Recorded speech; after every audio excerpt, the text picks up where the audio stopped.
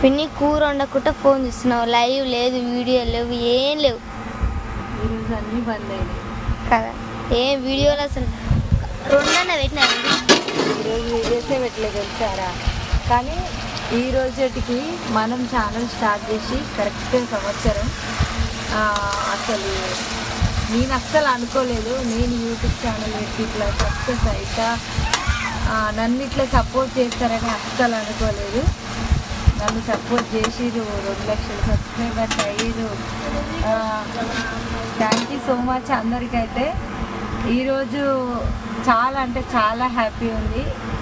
పోయినసారి ఈ టైంలో మేము ఎట్లున్నాం, కొంచెం మా లైఫ్ చేంజ్ అయిపోయినట్టు అనిపిస్తుంది.